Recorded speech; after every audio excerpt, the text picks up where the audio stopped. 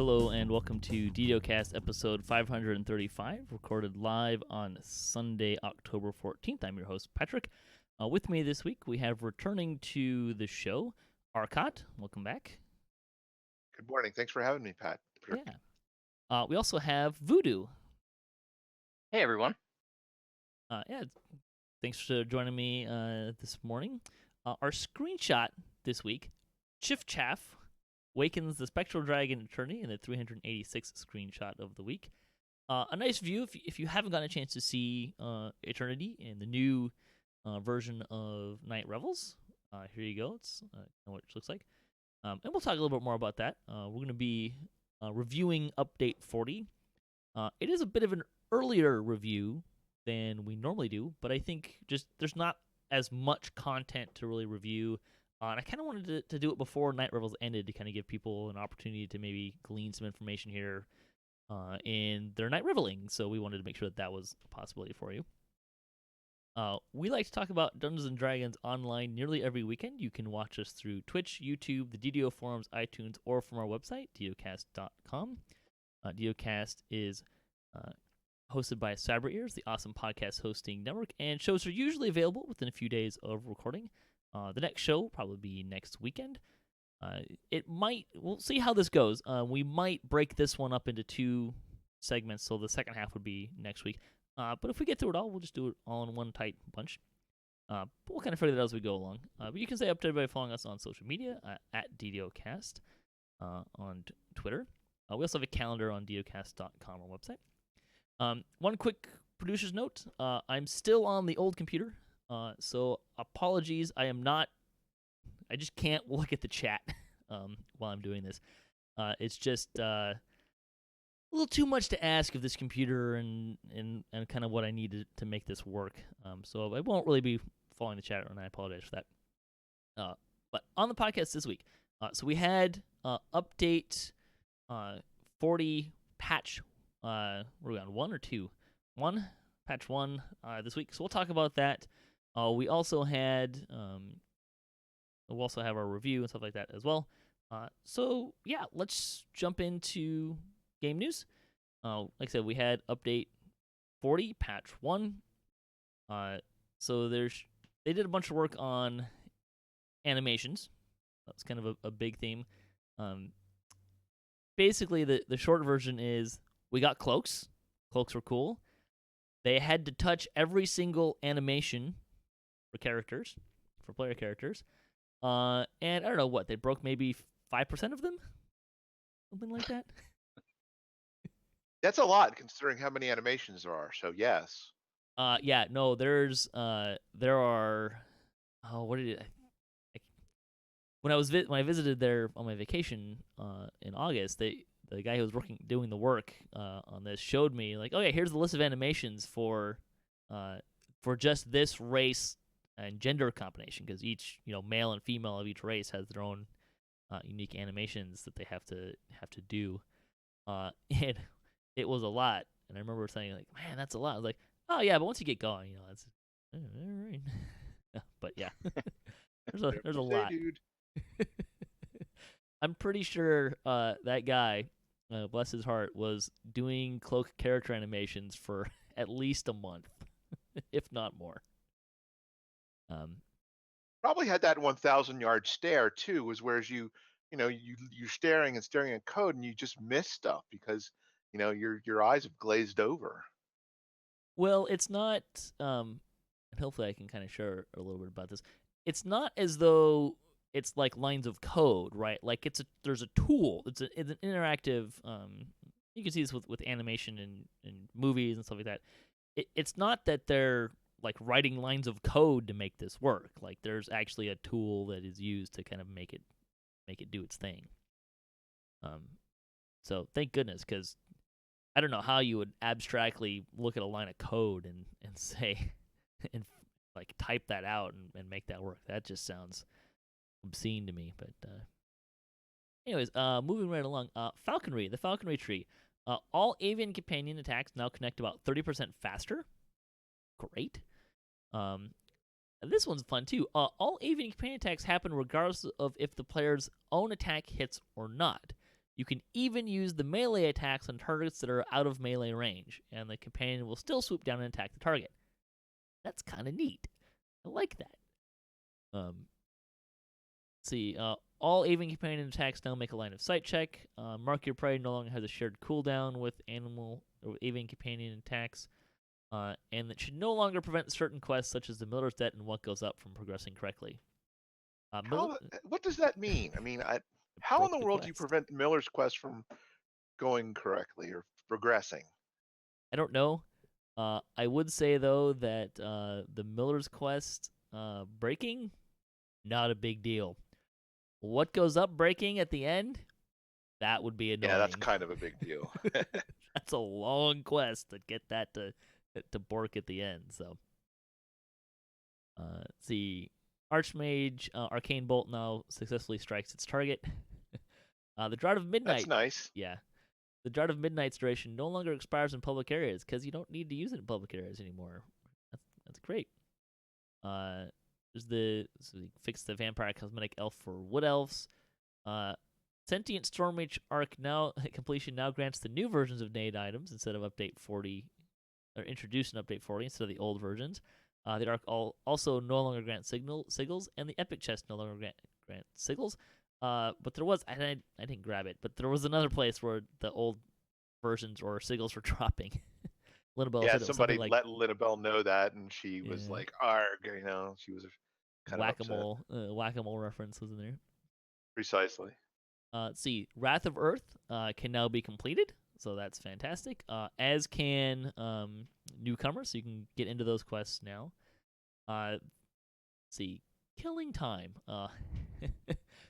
It's no longer possible to complete the raid after Korkaz has completed her ritual, as in you could there was a really tight window where you could get the raid to complete, but not win, and then you couldn't get the loot, but you'd be on timer. Kind of a bummer. That doesn't seem fair. Yeah.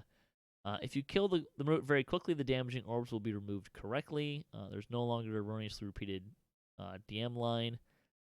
When the raid is completed, a portal will open in each of the mini memories, allowing characters that may be stuck inside to return to collect their loot. Always nice to be able to collect your loot, right? That's nice. Yeah. And when the raid is complete, a resurrection shrine is now placed near the start of the quest. Can somebody please explain to me why that's not just standard for the end of every raid? Put a res shrine. I mean, why don't you do that all the time? I don't know. Good question. I mean, my question is, do you need a resurrection shrine at the end? Because if everyone's dead, do you deserve to get your loot? Question mark. I mean, don't get me wrong, I want it. I mean, what if you had a dot or something and you were the last person? You just died, and before you were able to, everybody else's timer was still going on. What if Defiler of the Just completely lagged out at the end and you all got killed by the bombardment, but you actually won? I mean, not that that's that ever would be cheap. happened to anyone. That would definitely be cheap. That actually happened to us on Friday night during our live stream. That's happened to me several times. That's a good example of why you should have one there. There you go.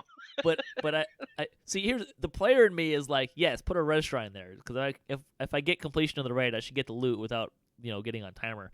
The DM in me is kind of this mind of, well, okay, you won, but then you died because you didn't take care of yourself. Is that really a victory? Should I really be giving you the you're full? A cruel DM.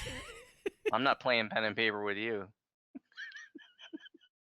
Spoiler: other people are today in a couple hours. Just saying. Yeah, my condolences go out to them. I'm not that bad, but but you see, I think there's an interesting conversation. I know, granted, from we're playing DDO and playing this game, yeah, a lot of people get their loot, but I do think it's, there's a little I could see a penalty for not completely surviving, right? But yeah, there's no point. Yeah, give us a res shrine. I agree. Why is this not a standard thing? Let's see. The graveyard. Players can now wade at full speed through puddles in the Night Rolls graveyard. Thank you. Yes, thank you very much. I should do that all the time. Yeah. Unless you're completely submerged, you should just be able to walk through it okay. I don't know how they could code this, but it'd be nice if like they could code it so that the water had to be higher than just like splashing your feet. Like if the water was up to waist high, sure, I could see that impeding your movement. But they added a chest for defeating the end boss of the graveyard, which is kind of neat. It's I think there should have been an there maybe could have been an opportunity to maybe drop like a key in that chest, or maybe a couple random ingredients in the chest to make completing the graveyard more desirable. If that makes But sense. you don't think your 100 arrows of Greater Evil Outsider Bane's enough? No. It's kind of weird because you think about the key farming dungeon is the one you're going to be running constantly, Mm-hmm. and that chest ransacks after what 7 or 8 times or whatever. So it's like it's kind of weird. Like you're gonna get this chest this first 7 or 8 I didn't times, think and about then that. and it's like it almost feels like there should have been a key, or there should have been no ransack or something. It doesn't feel quite right having a regular old chest in there. I mean, it's not like I was actually running to completion to get the chest, anyways. So. Really? Okay. Now we'll talk about that when we start talking about the review. See, they also for Hey Weird, they lowered the number of monster packs into smaller sizes, and you can no longer fall into the lava behind the starting area. Oops. I didn't know that was a thing. Yeah, I didn't know that was a Neither thing did I. I've never done it. Yeah. Lord's March Plaza, the end fight has been updated to more reliably give points. You're stuck on getting stuck behind the lava, aren't you? Yeah, there's there's that one DDO player. It's like, man, I'm stuck here again. Happens to me every time. Give me my keys. Well, you'd lose your key too. That's the thing that would really blow. Under new ravishment, Vorn will no longer be stealthed, one, and should no longer spawn underneath the floor, which has been a thing since that dungeon was created. Yeah. I didn't know that's what it was, that he was under I the didn't know floor. it was either. Yeah. He would just kind of not show up occasionally. All moving platforms should once again correctly move. Oops. There's a fair number of places where that could be problematic. Let's see. And then Servalin popped in. He said that the caster pass is coming. It won't all happen immediately, but you're likely to see some good changes, hopefully in the next big update. They're eyeing an update before the end of the year. Cool. Yeah, is the update at the end of the year going to be the same as the big update that he's talking about? It's not real clear from his post about whether these are one and the same. So, well, first he says as always things can get moved, so he's not making promises, but the current estimate is that a first wave of caster changes are coming. In response to what you're asking, I would say the next big update, that would be not a patch, right? It would just be a straight up update. So U41. Update 41, yeah. Okay. And I would say that they are eyeing update 41 before the end of the year. And I'm trying to rack my brain, and I couldn't think of any real information we have about what that might look like. Because I seem to have in the back of my head that update 41 was potentially Sharn, but this makes it seem like that's not going to be the case because they have said that Sharn is not going to be until next year. I believe update 42 is going to be Sharn, but I'm not positive. That would track with this. I thought Sharn was going to be an expansion, but which would it's mean still. It would be. I mean, Ravenloft is update 37. Yeah. So, but they said it was going to be next year. They're looking at next year, not early. So probably if I had to hazard a guess, I would say that we're looking at update 41, December, January kind of time frame. And I would guess that if it doesn't make it out by the first week or two of December, it's not going to come until January. Historically, they do not tend to do releases in the around Christmas. Because that means people have to work and potentially and fix things that are exactly. So it's probable that we won't, if we don't get it the first 2 weeks of December, we probably won't get it until January, would be my guess. And I think update 40, reading between the lines, probably somewhere in the early March to April range. Gonna be where I think it might land, but we'll see.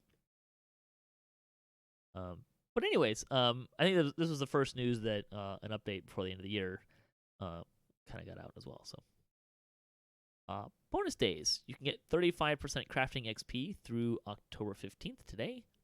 Also, Night Revels continues through November 4th. Store news. The Honor Your Guild sale through October 18th. You can get 25% off of Astral Stars, Guild Renown Elixirs, Guild Charter, or 50% off of Guild Charters and Airship Beacons. You can also get 5 Lasting Barkskin plus 3 potions with the coupon code Lasting Bark through October 18th. And also, I believe it's through December 31st, you can get a cloak with the coupon code GetCloaked. Get the free Ranger's Cloak if you would like to get that. All right, let's do community news. The 304th Chronicle. The Legendary Warriors of Galanda will be raising zombies on October 27th in the marketplace and luring in the Phoenix Tavern to harvest unused brains. What does that mean? It's an event. I mean, raising zombies. Yeah, it's an event, but I mean, what do you mean raising zombies? Can you raise zombies in a public area? Well, they want people to roll up a zombie and come and hang out. That's the short version, I think. Oh, okay. So a Pale Master zombie form. Okay. Right. It's basically they're gonna make zombies. I couldn't getting more information didn't work because they made a forum post, which was cool, and it had a link, and that link is now broken, so I couldn't get more information. It's still broken. I just checked. But it's kind of a fun little thing. You roll up a zombie and go hang out and see how many zombies you can get. Someone's gonna need to start keeping track of the various, or like we need the equivalent of the Guinness Book of World Records for like how many bears you can get in one instance, and we'll have to see how many zombies you can get in one instance, right? So, fun stuff like that. Let's see. The comment for the week. What's the tastiest Night Revels ingredient? Not pumpkin. This may come as a surprise to most people, but it's actually the keys. You probably didn't think those were edible, but they are, and they're delicious. I was going to go with chocolate, but that seemed a little obvious to me. Melted chocolate or whatever. Well, I'm not so sure about the edibility of a black apple. And I'm not a huge caramel fan. And cinnamon is a spice. Like, you need to put cinnamon on something, so almonds maybe. Let's see. Yeah, but they're spooky almonds or something. Hey, you can chew on a piece of cinnamon bark. It's really tasty. This is true. Let's see. The guild for the week is also the Legendary Warriors of Galanda. The Guild on Galanda currently working on guild raids and guild events, like having a zombie party. Let's see. Fansite news. You can watch D&D Night on DDO stream for rescuing Saba Jade. That is Evil Beaker's group. You can also, and just a quick shout out to Rent. Thanks for subbing for me for that. I wasn't able to make it. He did not kill my character. That was great. He didn't insult Calliope enough, but we'll give him a pass. It was his first night subbing for me. See, also Fansite news. The Night Revels 2018 on Mickey's Delirium blog. Free DO had an episode with Psycho Blonde. Brock and Friends did some Night Revels. DDO Sunday with Alex and Lynn had an episode, as did Technical 13, making a Deepwood Elven Stalker. There's a new blog post from the Return to House of Grouse.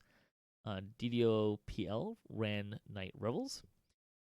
And let's see. Even Note had another blog post as well. And The Adventures on Galanda Inside the Magic Circle with Tone Station had an episode. And of course, there's the weekly Wednesday lunchtime live stream. Also got a bit of a shout out there. Let's see. DDO Players News had episode 196 this week. BioBreak had the blog Danced with the Devil in the Pale Moonlight. So it's a bunch of folks running Night Revels for the first time. Kind of a fun little read there as well. Let's see. DDOCast News. We had DDO Kasplat last week. We will be back this week. We should finish flagging for Caught in the Web, and then probably the week after that, we will run Night Revels, just because we'll probably, it might be the last opportunity to do it. And then after that, we're going to do some raiding, I think. So that's coming up. Also, looking forward to that. Yeah, it's going to be a lot of fun. Also, D&D Night on DDO stream tonight at 7 p.m. Eastern, 4 p.m. Pacific. will be my group. I tried to come up with a good name. I couldn't find one better than D&D Splat. This should not be indicative of how much they're going to die. I mean, I'm sure they won't die nearly as much as we do in DDOCast. Here's to hoping. But so we'll have that will be tonight. Should be available afterwards as well if you don't catch it live. And that will be on DDO Stream, twitch.tv/DDO Stream. And that's so. This is week 2 of our weekly thing now. We've been doing this for a number of months. There's been D&D nights on DDO Stream, but it's been really kind of haphazard and just kind of thrown out there. We're sponsored by Fantasy Grounds, and which is really great thing for them to do for us. And we're going to be doing this weekly in the same time slot, so you can watch DDO folks play D&D on DDO Stream using Fantasy Grounds. It'll be great, a lot of fun. And let's see. Lightning post. Freya wrote in. I thought this was an interesting comment, and I had not noticed this. What Freya said was, nothing about this year's Night Revel is spooky because they took away the spooky soundtrack. I love the spooky sounds in the background as I was farming keys. It was creepy and totally got me into the October spirit leading to Halloween. Used to go farm for keys just for fun, even when I didn't need anything. Night Revels used to be my favorite festival. Now it's just another grind to get what I want and then go back to the usual. Seems like they got most of the technical stuff right, but completely dumped the spirit of the festival. It's an interesting perspective. I'll be honest. I didn't actually notice any of it. I didn't either. I couldn't tell you what the spooky music sounded like. I'd have no idea. Right? Yeah. But I wish I had paid more attention now.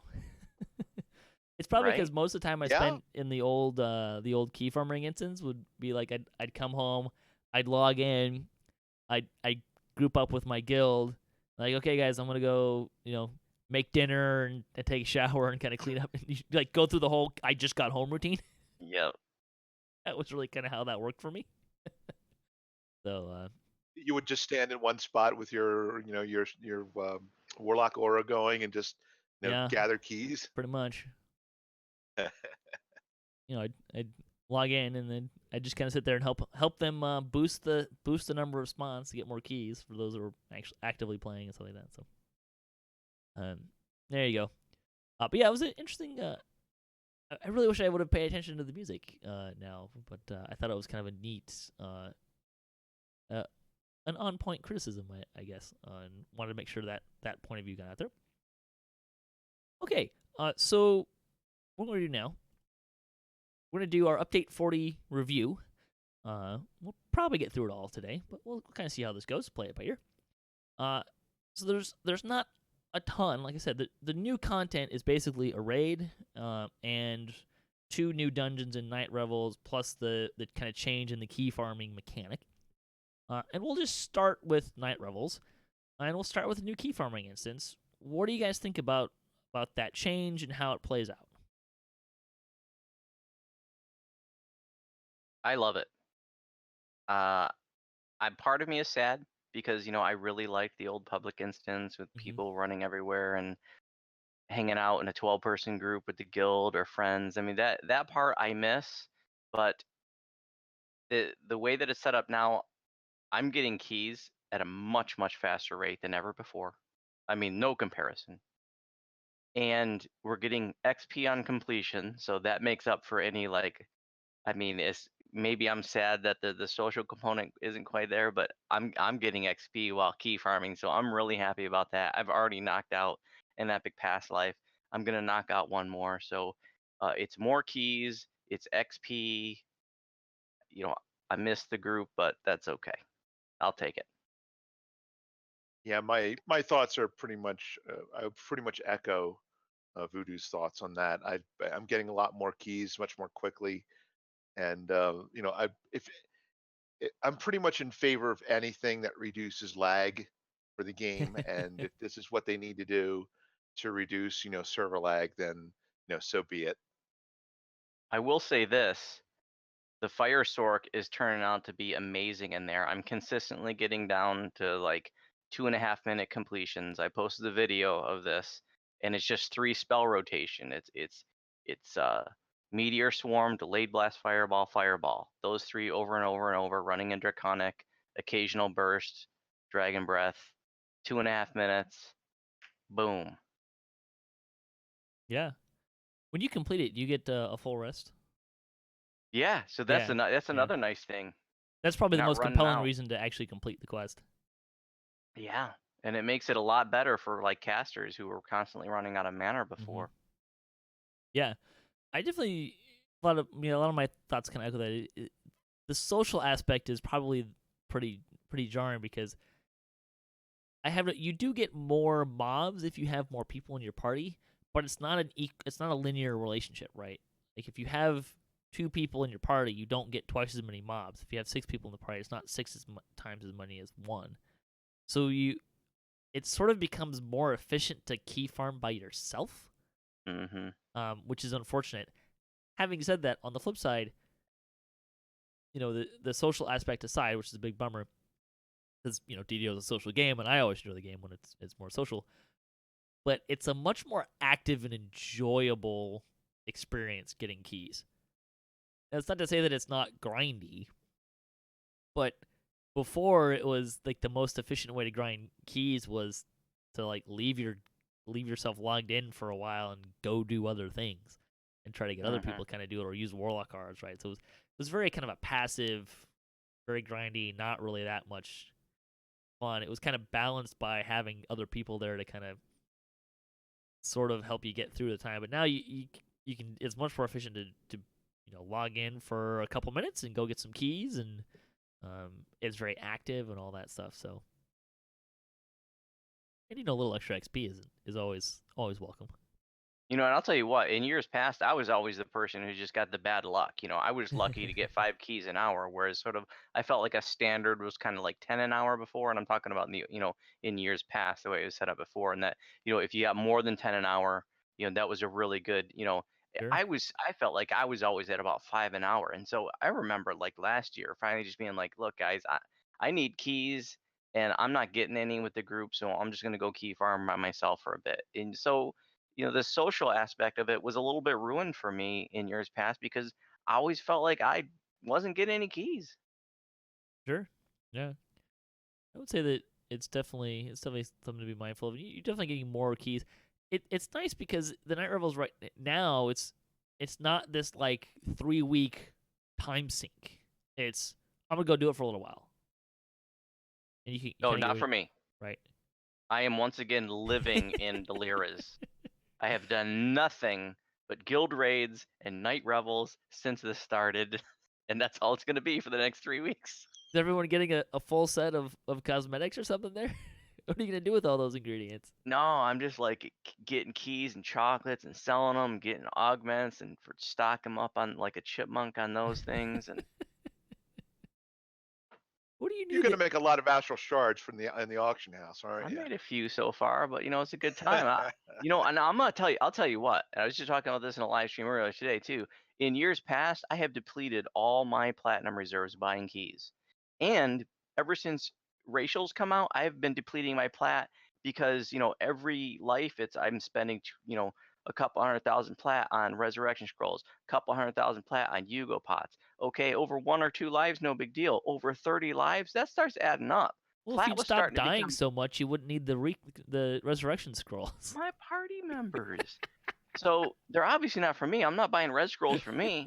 But seriously, like my plat reserves were lower than ever, and I'm using this event, selling keys on the auction house to build some of that back up. I was trying to think what you do with most of those augments, since a lot of them are kind of more melee focused, and I don't think I've seen any of your characters swing a sword ever.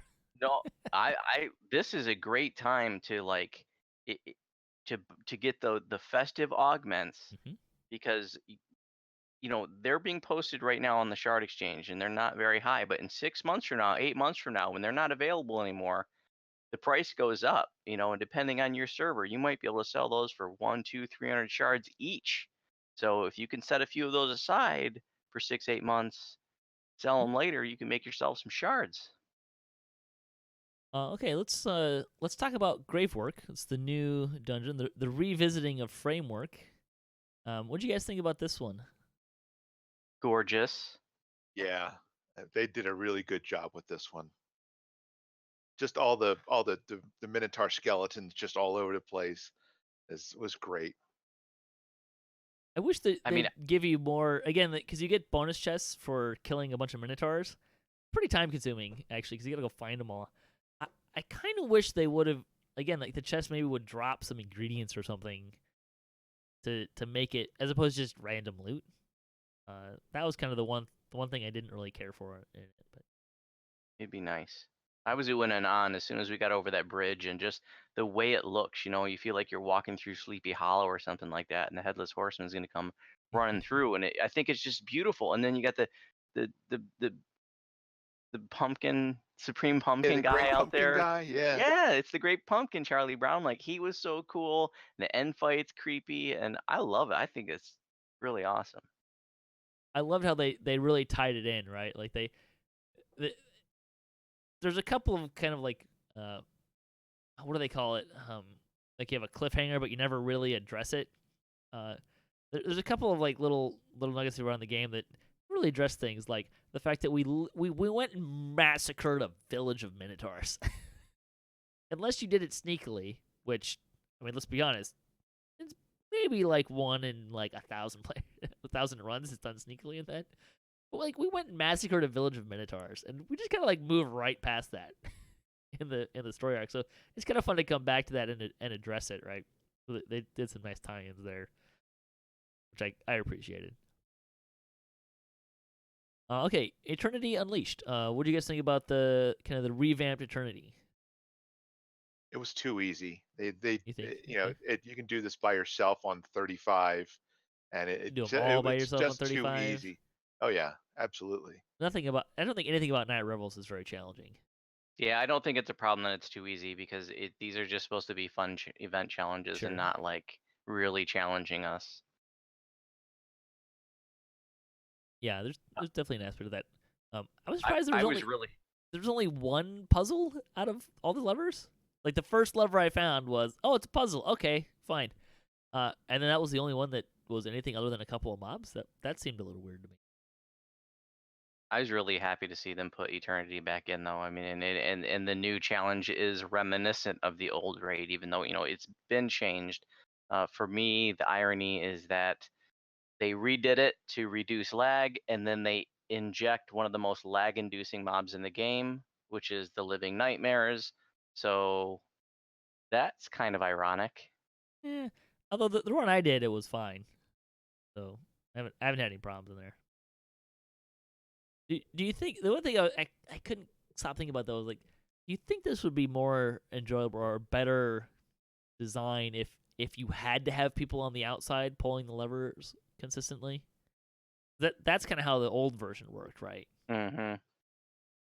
If you could make it do it like if you had a hireling or your scarecrow or something, be the one to actually throw the lever, um, that would be acceptable. I mean, it Which is should I'm be. sure why they didn't do it that way, right? So you could still solo it, which I understand, but I don't I'm know. okay with soloing it, Yeah. being able to solo it, but it should take a little bit more than just your plan should be more than just get them. You know, I did like the mechanic of the dragon though, like it has a special attack. That was kind of neat. Like you have to take cover. That the was one where it blows up. yeah, that was kind of Yeah, nice. But I appreciated that. I did a few times there. All right, let's talk about the changes to ingredients. So it used to be the newer ones would drop like multiples, and the old ones would just drop a certain number. Um, but they changed it now so that you get a certain number of ingredients based on your score. That's only one per dungeon, one type of ingredient per dungeon, and it's kind of roughly modified for time, right? So you get like Gravework, it's 3 times your score, whereas what's the other Apple one? haberdashed. Haberdasher is it's just your score time. It's based on your score. Um, how do you guys feel about those changes?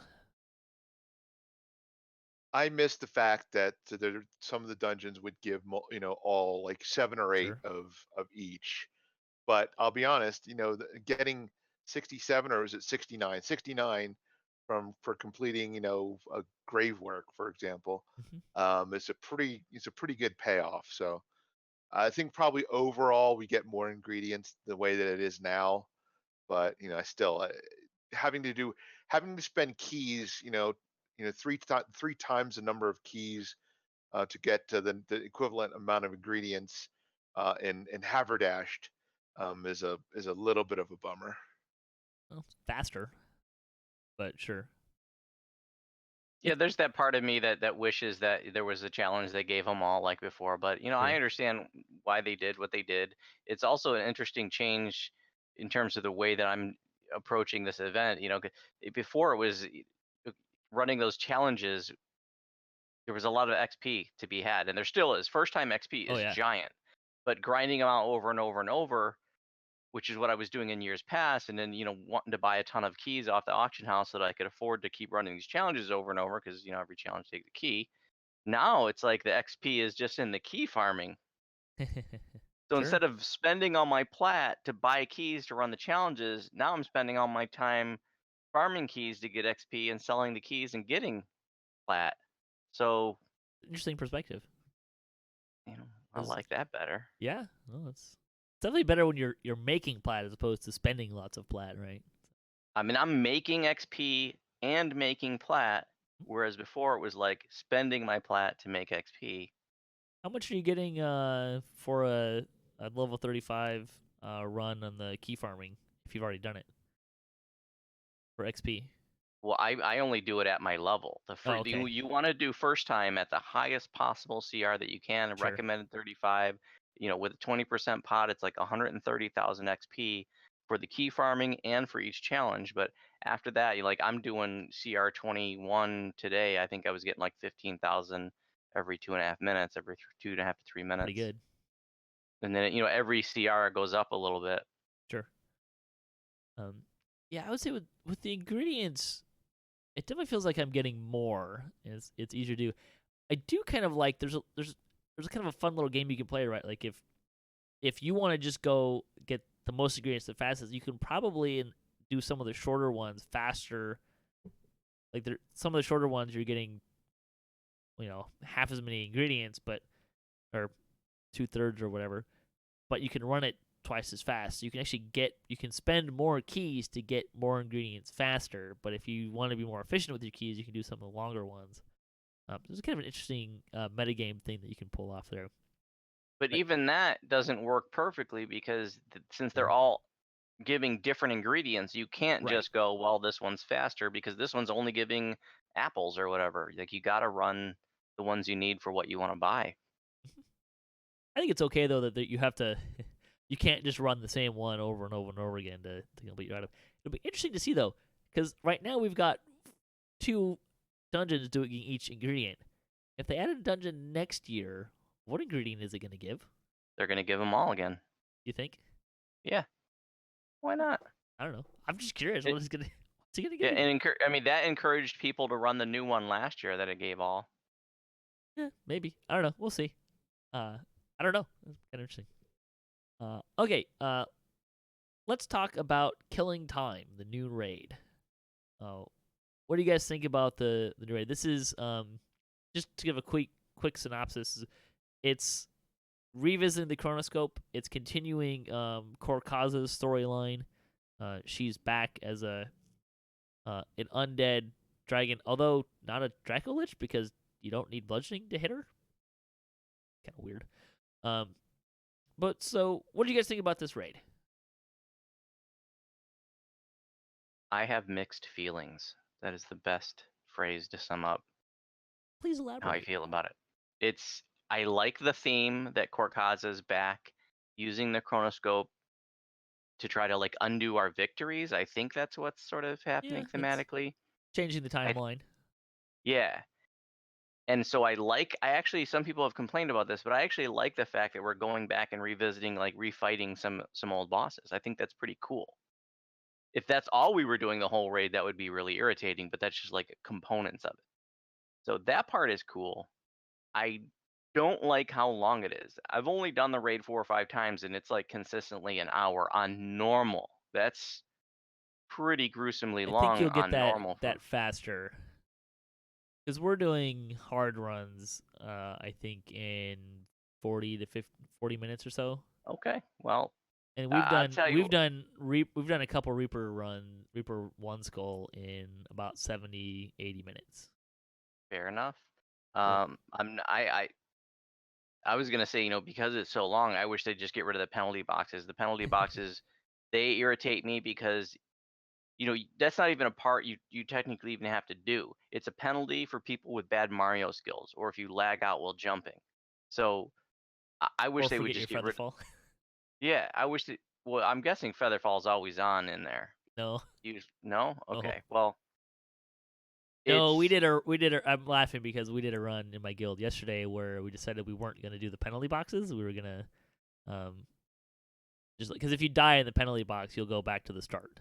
So people don't have to go fishing for you. You actually come out. Someone just might have to go pick you up. But I went to jump off the platform to go to the next platform, and mid jump, I realized, like right as I was jumping, I realized I wasn't wearing my feather fall, and I tried to click it, oops. and I missed, and I went Yep. straight down. So It's a pretty demanding raid too. Because you kind of got to have 2 tanks, 2 healers, and so that's kind of cool actually to have a raid that's a little bit more demanding. And the tanking Korkaza, like you can't just stand there and shield block. I'm still learning. I've only tanked her 1 full time. I've been usually doing the portal group, and you got to watch for different things. You got to stay on top of your electrical stacks. You've got to, yeah. There's just she's not as involved as like the Lord of Blades, but it's not just stand there and shield block the whole I time. think Like you there's more going on than Lord of Blades, personally. think so? Yeah, Well, mechanics in wise. any event, I think it's cool that there is more going on than just holding her aggro. It's more interactive for a tank. Arkat, what are your thoughts on killing time? I just this whole big giant sack of hit points Okay, sure. mechanic of having Korkaza, you've got to kill her at least 4 times, 5 times, something like that, and 5. you have 5 times, and she's just got a boatload of hit points, and of course, obviously, the higher difficulty you go, the more she's got. I just find this mechanic of having the big nasty monster with a boatload of hit points, just it's tiresome. It's done. It's overused. I mean, it was when Shroud, we did Shroud on Elite, the original Shroud on Elite, and Horoth had 500,000 hit points or whatever. I mean, we all all of us was like, yeah, okay, we get it. He's got a lot of hit points. I mean, it's just, and they keep doing it over and over and over again. I just wish maybe she shouldn't have so many hit points, but you'd have to introduce some sort of mechanic where you can only hit her during certain periods of when she's vulnerable. That would be better than just you know a straight out beatdown, which is what Korkaza is in this raid. Sure. Yeah, so there's some interesting things there. I think you could definitely make an argument that she has too many hit points. I'm kind of wondering the hit points I think get amplified because there's a lot of mechanics going on that interrupt your attack chain. So you can't just be there attacking, right? Like that doesn't work. Because if you just stand there, there's circles that do some damage. There's an effect similar to the Storm Reaver's boom attack that kind of chains off of people. There's a lot of special attack. She's got tail slap, the breath weapons in the front. There's a lot of mechanics stuff that she does that really serves to interrupt your ability to attack her. So I think I would say that her hit points probably aren't too high, except that you spend a lot of time not attacking her because of all of those mechanics. at least on some of the islands. So it's interesting. I don't think you're wrong. I think that there's definitely a historical problem with raids of having too many hit points and just being stacks of hit points. The thing that I really like about this raid, though, is it's very mechanics heavy and very tactics driven. There's a lot of different tactics you can try and how you're going to kind of handle being in two places at once and not being able to kind of go back and rescue. And there's a time mechanic involved. There's a lot of fun things that are going on there.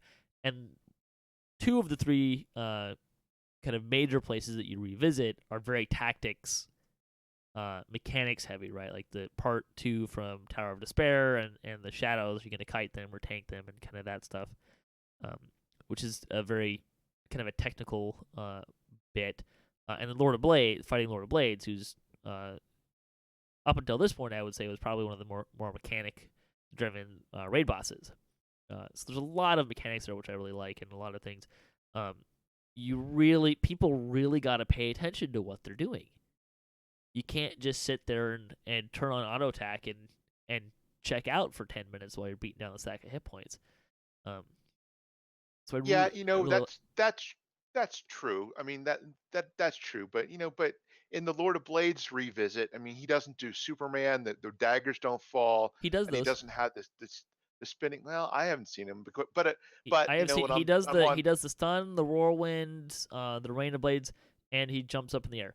Now the rain of blades, I don't think is scaling right. It barely hurts at all. But he does do those.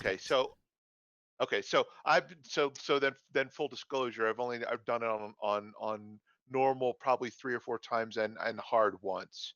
So maybe I'm not seeing those special attacks, in normal. Yeah, I mean those bosses are not.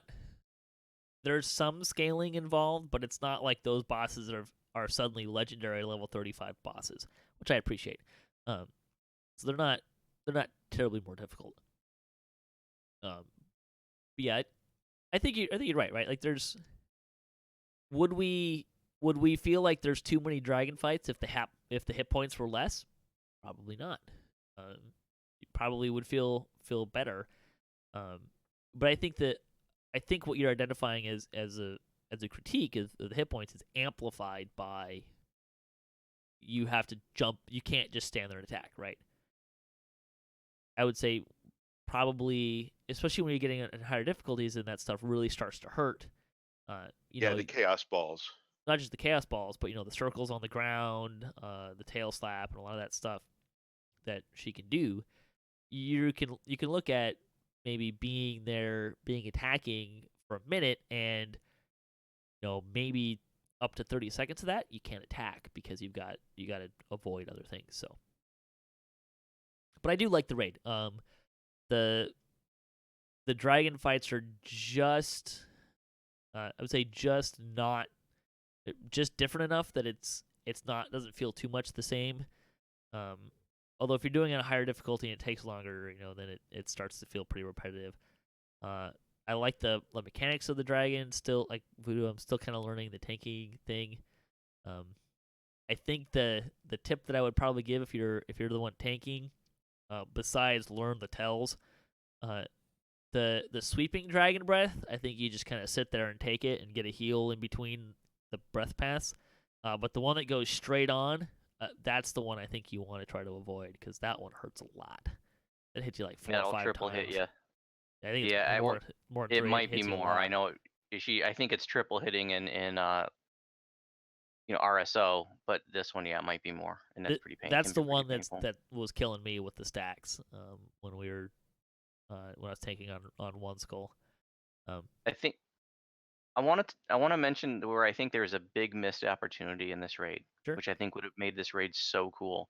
Imagine if in the outdoor area, the fly mechanics from like Reaver's Fate were implemented, and this could have been DDO's first flying raid. And I think that would have been very reasonable to do in the outdoor environment for it, and that would have been so freaking cool. Make it a flying raid, get rid of the penalty boxes, and I think it becomes like 10 times cooler. I'm on the fence on the penalty boxes. I kind of like that they're there.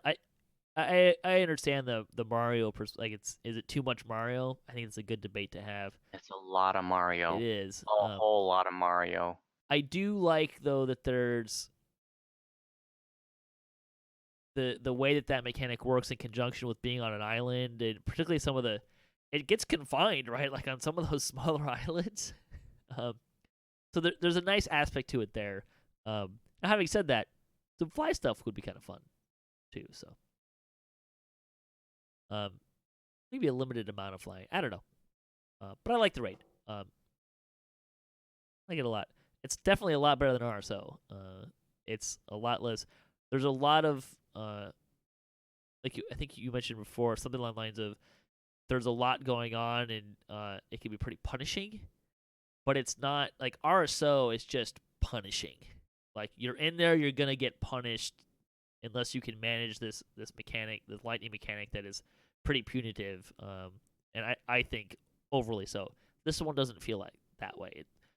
It's punitive if you're not paying attention, but otherwise it's a lot of fun. All right. I think what we'll do, we're gonna wrap this up. We'll do a second part here, and have that come out with the recorded show next week. So thanks to Voodu and Arkat for joining me. Voodu, you want to plug your channel and stuff that's going on? Sure, yeah. You can find me on YouTube at channel Voodoo Spice, and I just announced my next video series, Northwind, the Druid True Second Life project. So I'm revisiting a project that I did 2 years ago, where I did the Druid True First Life series. Where I went to another server, no friends, no wealth, no gear, and I went to 30 with what I could find, and now I'm revisiting that tune for her second life, all Reaper mode. And I just posted another video where I talk about how to prioritize your past lives. So that has had a lot of positive response. And so if you're a little bit newer and you're intimidated by past lives, or you're not sure what to do, check it out, and hopefully that'll help. And you can also check us out on Twitch channel Voodoo Spice, where we're live streaming nearly every day. Arkat, anything you want to plug? Perhaps muted. All right. Well, thanks for listening to the show. Thanks again to Arkat and Voodu for joining me, and thanks to all the contributors for DDOCast, and to Sandy Stone Games, Wizards of the Coast, and to Cyberbears for hosting the podcast.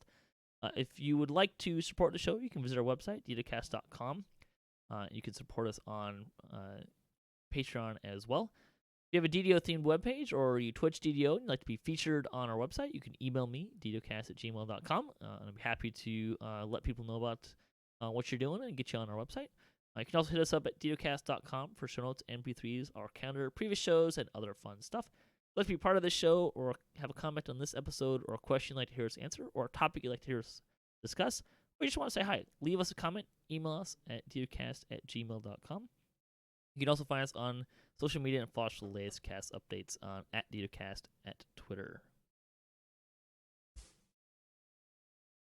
So until next time, all your attack rolls be crits, all your chest level appropriate, have fun, and don't forget to gather for bus.